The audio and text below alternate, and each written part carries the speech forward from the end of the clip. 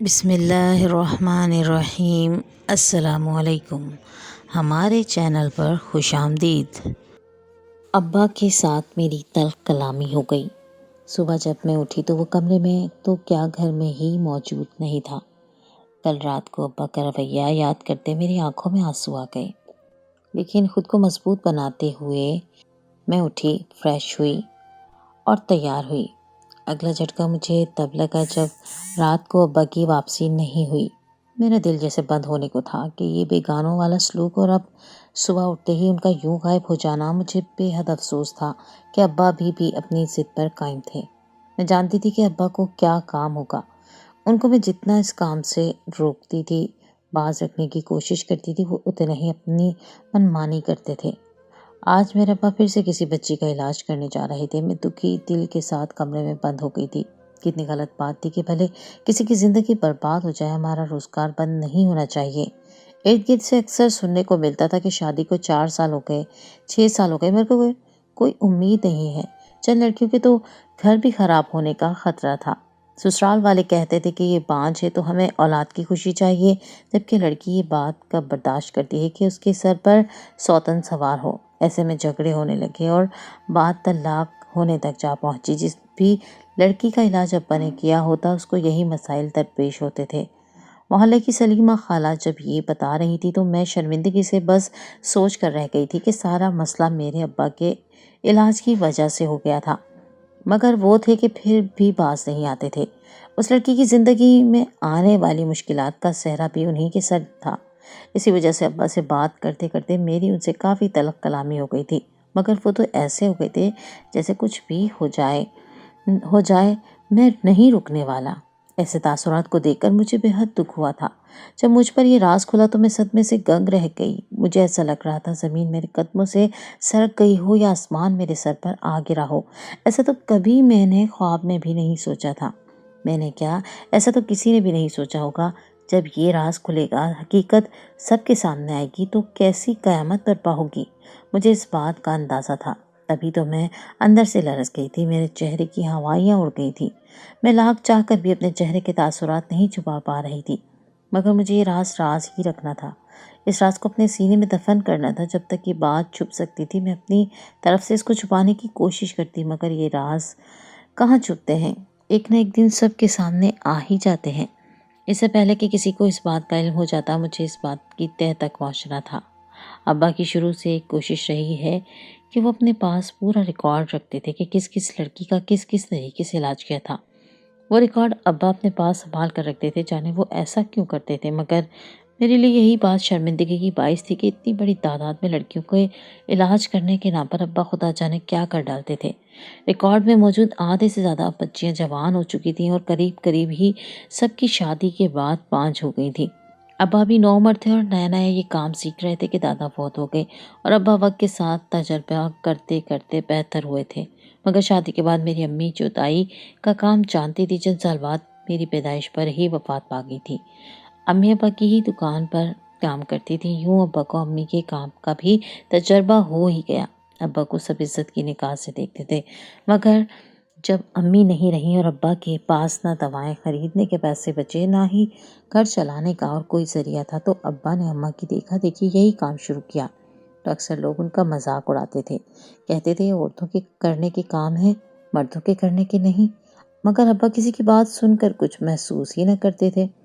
میں ہر بار نیا قصہ سنا کر ابا سے جھگڑ کر بیٹھ جاتی تھی کہ وہ آخر کب تک یوں خود بھی ذلیل ہوتے رہیں گے اور مجھے بھی شرمندہ کیے رکھیں گے۔ آج تک ایک بھی لڑکی ماں بننے کے قابل نہیں رہی تھی جس کا علاج ابا نے کیا ہوتا۔ میں ہر بار اسی طرح ابا سے ناراض ہوتی تھی، مگر وہ بس ضد تھے کہ اس کام کے علاوہ کچھ نہیں کر سکتا میں، اور میں یہ کام اچھے طریقے سے کر سکتا ہوں۔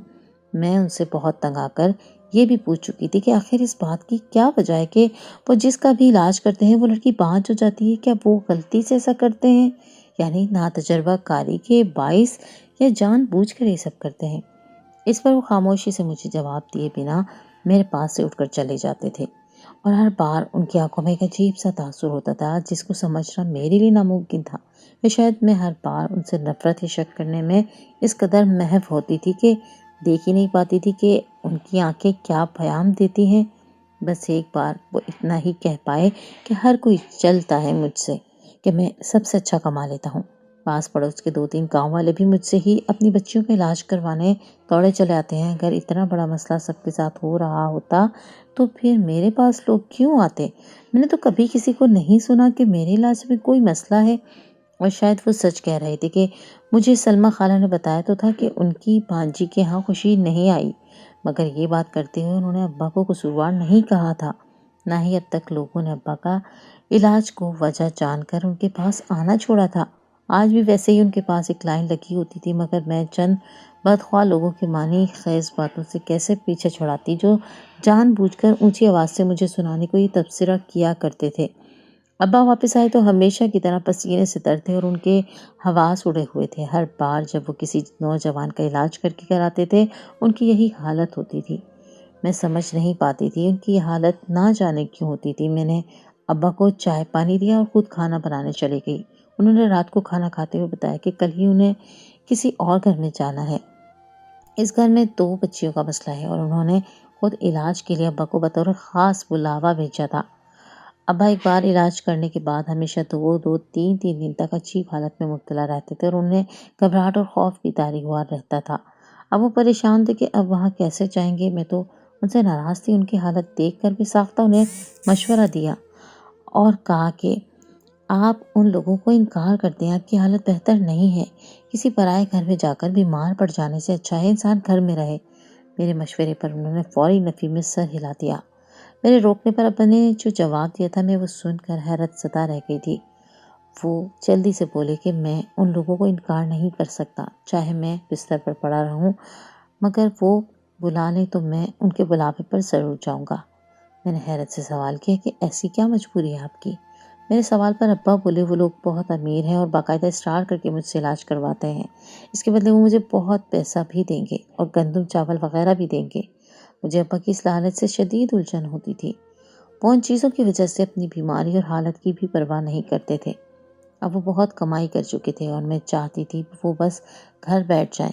میں نے الجھن زدہ لہجے میں ابا سے کہا کہ اتنی لالچ کا کیا فائدہ ہوگا جبکہ آپ کی صحت بھی اچھی نہیں ہے، اتنے پیسوں کا آپ کیا کریں گے؟ میری بات پر ابا مسکرانے لگے اور امید سے بولے کہ میں تمہیں بہت اچھا جہیز میں دوں گا۔ ان کی بات پر میرا چہرہ تاریک پڑ گیا تھا۔ میری خوبصورتی کے ساتھ بھی اب تک کوئی مجھے بیانے نہیں آیا تھا۔ اب میرا رشتہ ہو جانا مشکل تھا اور وہ میری شادی کے خواب دیکھ رہے تھے۔ میں خاموشی سے اپنے کمرے میں چلی گئی۔ اگلے روز ابا جانے لگے تو پہلی دفعہ مجھے ساتھ جانے کے لیے تیار ہونے کو کہا۔ مجھے ابا کی فکر ہو رہی تھی۔ مجھے ان کی حالت کی وجہ سے یہ بھی بھول گیا کہ میں ہمیشہ ان کے اس کام کے خلاف رہی تھی۔ ہم وہاں پہنچے تو میں یہ دیکھ کر حیران رہ گئی کہ ابا کو وہاں بہت عزت دی جا رہی تھی۔ ہمیں بہت عزت سے بٹھایا گیا اور ہمارے لیے بہت شاہانہ اہتمام کیا گیا تھا۔ ابا اس عزت پر پھولے نہیں سما رہے تھے، جبکہ میرے لیے بات شرمندگی کا باعث تھی۔ میں سر جھکائے بیٹھی ہوئی تھی۔ چائے پانی کی بعد ہمیں ایک کمرے میں لے جا کر انہوں نے ابا کو بچی سے ملوایا گیا تھا۔ وہاں میں پہلی دفعہ ابا کو یہ کام کرتا ہوا دیکھ رہی تھی۔ ان کی مدد کے خیال سے مجھے ان کے پاس رکنا پڑا تھا۔ میں جو سمجھ رہی تھی کہ چند منٹ کا کام ہوگا اور ہم واپس چلے جائیں گے، مگر اس روز ابا کو دیکھ کر میری روح فنا ہو گئی تھی۔ انہوں نے جو کچھ اس معصوم بچی کے ساتھ کیا تھا وہ میرے ہوش اڑانے کے لیے کافی تھا۔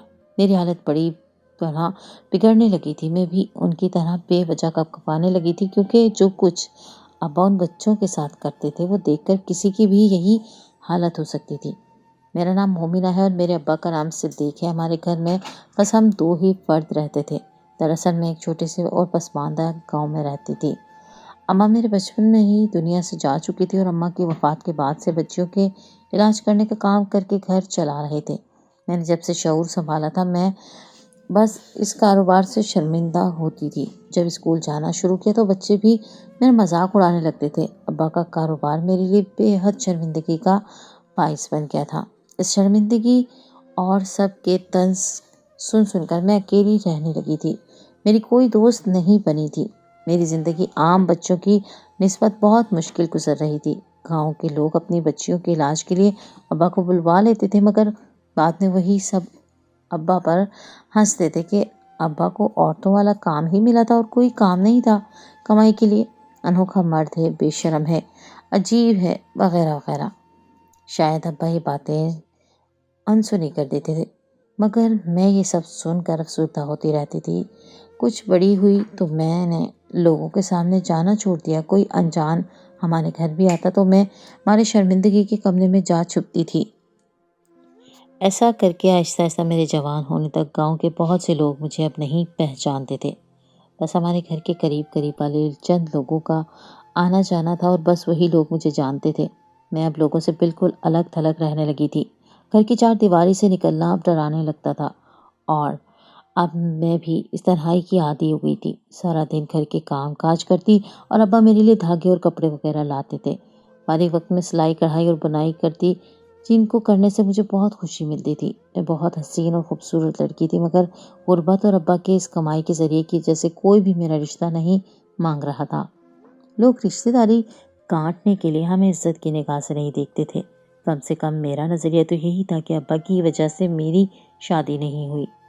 گاؤں میں لڑکے لڑکیوں کی کم عمری میں شادی کر دی جاتی تھی، اور ایک میں تھی جو ابھی تک کنواری بیٹھی ہوئی تھی، جبکہ میری عمر بھی اب 22 کا ہندسہ عبور کرنے والی تھی۔ 23 کے ہونے کے بعد تو میری شادی کی آخری امید بھی دم توڑ دے گی۔ یہاں پر 16-17 برس کی عمر میں لڑکیاں بچے کی اماں بن جایا کرتی تھی۔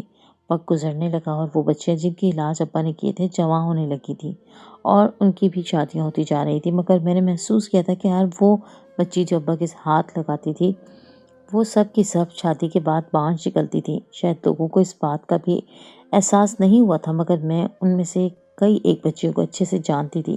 مجھے شک ہونے لگا کہ اس کی وجہ ابا ہے، وہ کچھ تو ایسا کرتے ہیں کہ بچی بانجھ ثابت ہو جاتی ہے۔ میں نے جب اس بات کا احساس ابا کو دلایا تو وہ پہلے تو انکار کرنے کی کوشش کرنے لگے اور مجھے سمجھانے لگے کہ ایسا کچھ نہیں ہے، مگر میں بضد رہی تو وہ بری طرح غمزدہ ہونے لگے اور مجھ سے نظریں چرانے لگے۔ میں وجہ جاننا چاہتی تھی، لیکن انہوں نے زبان نہ کھولنے کی قسم کھا لی تھی۔ میں آدھا سچ جان گئی تھی اور ابا نے پورا سچ کبھی نہیں بتایا، مگر اب ہم دونوں جانتے تھے کہ سب 5 لڑکیوں کی اس حالت کے ذمہ دار ابا ہی تھے۔ میں ان حالات سے اب تھکنے لگی تھی۔ میں نے ابا کو بہت منایا کہ وہ اب یہ کام چھوڑ دیں اور گھر بیٹھیں۔ میں جوان تھی، میں لوگوں کے گھروں میں کام بھی کرنے میں شرمندگی محسوس نہیں کرتی تھی۔ میری شادی نہیں ہوئی تھی اور مجھے یقین تھا کہ آگے بھی نہیں ہونے والی تھی، کیونکہ گاؤں میں سب چھوٹی عمر میں شادی کر لیا کرتے تھے۔ میں نے بہت شرمندگی جھیلی تھی۔ میں سلائی سیکھنے کے بعد کام کرنے کی کوشش کرنے لگی، ابا کو منایا اور اپنے واسطے دیے، مگر ابا نہیں مانے۔ وہ نہ جانے کتنی لڑکیوں کو برباد کر چکے تھے، اور افسوس کی بات تو یہ تھی کہ وہ آج تک یہی کام کر رہے تھے۔ میں نے جب دیکھا کہ ابا کو منانا بیکار ہے تو سمجھانے کی کوشش کی، اور جب یہ کوشش بھی بیکار رہی تو میں نے لڑائی کر کے دیکھ لیا۔ کچھ عرصہ تو میں نے ابا سے بات تک کرنا چھوڑ دیا۔ ابا میری ناراضگی سے بہت تنگ ہوتے تھے، مگر اپنا کام چھوڑنے کو تیار نہیں تھے۔ میں نے جب ایک روز روتے ہوئے ابا کے سامنے ہاتھ جوڑے تو ابا افسردہ ہو گئے اور مجھے اپنے اس کام کرنے کے پیچھے کی کہانی بتانے لگے۔ میں ان کی کہانی سن کر دنگ رہ گئی تھی۔ ابا نے بتایا کہ وہ نہایت غریب گھرانے سے تعلق رکھتے تھے۔ ان کے ابا کو فالج ہوا تو وہ جو حکومت کر کے روکھی سوکھی چلا رہے تھے وہ بھی بند ہو گیا۔ ان کی اماں مریض عورت تھی جو کوئی بھی کام نہیں کر سکتی تھی، اسی وجہ سے ان کے گھر میں غربت اتنی تھی کہ کبھی کبھی پورا دن فاقوں میں گزر جاتا تھا، مگر کھانے کو کچھ نہیں ملتا تھا۔ پھر ابا کی شادی ہوئی تو میرا ایک بھائی پیدا ہوا جو کہ دودھ پر پل رہا تھا۔ ایک بار اسی طرح ان کے گھر 3 دن سے کھانے پینے کے کچھ نہیں بچا تھا۔ چھوٹا دودھ کے لیے سارا دن روتا رہتا تھا۔ ارد گرد والوں سے اتنا ادھار لے لیا تھا کہ اب لوگ ان کو دیکھتے ہی بیزاری سے منہ ہی پھیر لیتے تھے۔ بھوک نے سب کو نڈھال کر دیا تھا۔ اگلا دن ہوا تو وہ سب خشک حلق لیے نڈھال پڑے تھے، اور بیٹا جو مسلسل پورا دن اور رات سے دودھ کے لیے رو رہا تھا، اگلی صبح وہ بھی بالکل خاموش ہو گیا۔ ماں باپ کی حالت اتنی ناگفتہ بات تھی کہ کسی نے اٹھ کر اسے دیکھا تک نہیں، بلکہ اس کے چپ ہو جانے پر شکر کیا کہ وہ صبر کر چکا ہے۔ کافی دیر وہ چپ پڑا رہا اور دوپہر ہوئی تو اماں کی پھپھو کے گھر سے خیرات کا کھانا آ گیا۔ ان دونوں نے ایک پلیٹ چاول کو جی بھر کر کھایا، اور ماں نے تھوڑے سے چاول صاف کرتے ہوئے چھوٹے کی گود میں اٹھایا۔ ان کا ارادہ تھا کہ وہ اس بچے کو بھی چند دانے چاول ہی کھلا دیں تاکہ اس کی بھوک مٹ سکے، مگر جب بچے کو اٹھایا تو وہ بالکل ہی اکڑا پڑا تھا۔ اماں بیٹے کو اکڑا ہوا پا کر غم سے چیخ مار کر بے ہوش ہو گئیں۔ ابا اس بچے کو ٹٹول ٹٹول کر اس کی نبض ڈھونڈنے لگے، مگر اس میں زندگی کی کوئی رمق باقی نہ رہی۔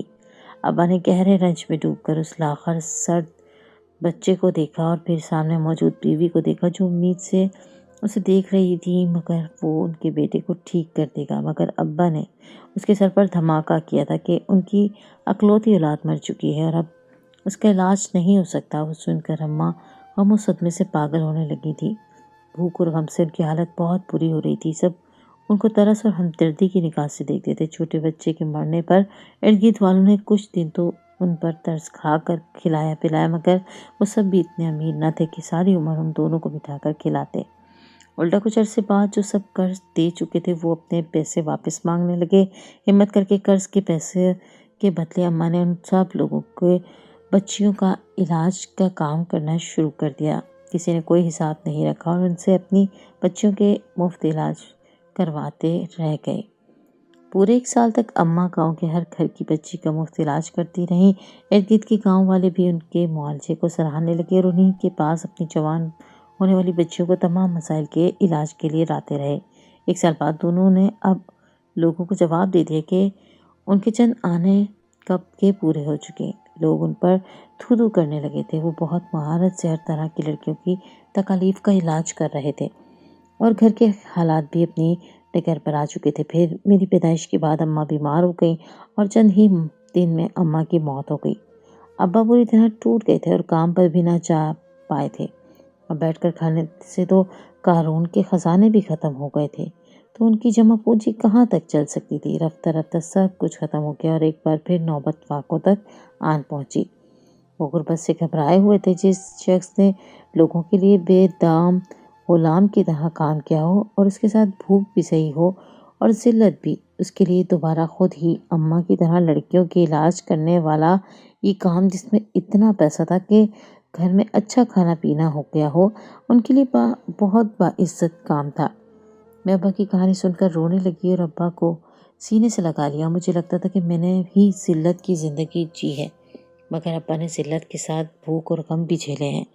میں نے کبھی ان کو جاننے کی کوشش ہی نہیں کی تھی۔ آج مجھے سمجھ آیا ان کو جب یہ کام صحیح سے آتا نہیں تھا تو کرتے کیوں تھے، کیونکہ انہیں ڈر تھا کہ اگر انہیں کوئی کام نہ ملا تو میں بھوک سے مر جاؤں گا جیسے ان کا بیٹا مر گیا تھا۔ ابا کو یقین تھا کہ میری شادی ضرور ہوگی اور وہ میرے لیے پیسے جمع کرتے تھے تاکہ میں ان کی طرح غربت کی زندگی نہ جیوں۔ اب وہ صرف میری زندگی آسان کرنے کے لیے سب جھیل رہے تھے، مگر اماں کے لیے بھی غمزدہ تھی۔ مجھے اس بچی کی حالت یاد آئی جو بہت تکلیف میں تھی اور اس کا بہت خون بہ رہا تھا۔ ابا مفلسی سے ڈر کر یہ کام کر رہے تھے، مگر انہیں شروع میں طریقہ نہیں آیا تھا۔ وہ بچیوں کو کم یا زیادہ مقدار میں دوا دے بیٹھتے تھے کہ پھر کمی پیشی کو اور دوا دے کر اپنا بھرم رکھ لیتے تھے۔ ہر بار اسی غلطی کی وجہ سے وہ شاید بچیوں کا نقصان کر بیٹھتے تھے۔ چونکہ گاؤں میں یہ کام اور کسی کو نہیں آتا تھا، پہلے ابا اور اماں ہی یہ کام کرتے آئے تھے، تو لوگوں کو ابا کی غلطی کا پتہ نہیں چل پاتا تھا، مگر اب تو انہیں اچھا خاصا تجربہ ہو گیا تھا، یا شاید اللہ تعالیٰ نے ان کا بھرم رکھا ہوا تھا۔ میں اب ابا کو کچھ نہیں کہتی تھی اور ایک روز میں حیران رہ گئی جب مجھے ابا نے خوشی خوشی بات بتائی کہ انہیں کے علاج سے 2-3 لڑکیوں کا بانجھ پن ختم ہو گیا تھا، وہ ماں بننے والی تھی۔ یہ سن کر میں حیران رہ گئی۔ بے شک شفا تو اللہ کے ہاتھ میں ہے، غلط کو صحیح کرنے کی طاقت بھی وہی رکھتا ہے۔ شاید اسی نے ابا کے لیے رزق کا یہی ذریعہ رکھا، کیونکہ وہ کبھی اپنے بندوں کو ان کی ہمت سے بڑھ کر نہیں آزماتا اور خود ہی سبب پیدا کر دیتا ہے۔ اب میں مطمئن ہو گئی تھی، میں نے سب اللہ تعالیٰ پر چھوڑ دیا تھا، تبھی سب صحیح ہونے لگا تھا۔ ایک کھاتے پیتے گھر سے میری رشتہ آ گیا۔ وہ بندہ اپنے بہن بھائیوں کی شادیاں کرنے کے چکر میں اب تک کمانا تھا اور اس کی عمر بھی زیادہ ہو گئی تھی۔ مجھے کہیں دیکھ کر وہ مجھے پسند کر بیٹھا تھا۔ اسے جب میرا رشتہ بھیجا تو ابا کے ہاتھ پیر پھول گئے۔ انہوں نے تھوڑی سی رسمی چھان بین کے بعد میرا رشتہ قبول کیا اور جلد از جلد میری شادی کر دی۔ میرا شوہر بہت اچھا انسان تھا۔ وہ 30 کا تھا، مجھ سے 8 سال بڑا، مگر اتنا بڑا لگتا نہیں تھا۔ وہ شادی کے اگلے ہی روز ابا کو بھی زبردستی اپنے گھر لے آیا تھا کہ آپ اکیلے کیسے رہیں گے، آپ کی بیٹی کو بھی ہر وقت آپ کی فکر لگی رہے گی۔ میں نے ابا کا کام چھڑوا دیا تھا کیونکہ اب وہ بوڑھے ہو چکے تھے اور بیمار بھی رہنے لگے تھے۔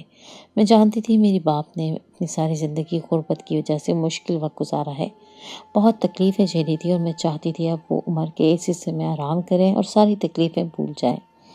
مگر مجھے آج بھی اکثر ابا کا ماضی یاد آ جائے تو رونا آ جاتا ہے۔ ایسے تو ماں باپ بہت مقدس ہستیاں ہیں جن کا کوئی نعم البدل نہیں ہوتا۔ ماں باپ اپنی اولاد کا سکھ، ان کی خوشی کے لیے ہر کام کر جاتے ہیں، اور جب اولاد بڑی ہو جاتی ہے تو ان کے ہی کام کو حقیر اور برا سمجھنے لگتی ہے۔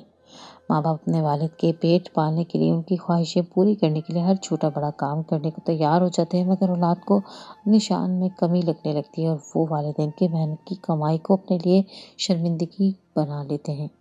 وہ والدین جن کا رب نے بھی بڑا حق رکھا ہے، اور اس حق تلفی کو کوئی معافی بھی نہیں ملے گی۔ خدا را اپنی جنت کو، اپنے رب کو دنیا میں پا لینے اس موقع کو ضائع کبھی مت کرنا، اور کبھی والدین کی کسی بھی بات کو اپنے لیے شرمندگی کا باعث مت سمجھیں۔ والدین کی قدر کریں، ان کی خدمت میں پیش رہیں۔ اللہ ہم سب کو اپنے والدین کی عزت کرنے، قدر کرنے والا اور ان کے حق میں بہترین وسیلہ بننے کی توفیق عطا فرمائے۔ آمین ثم آمین۔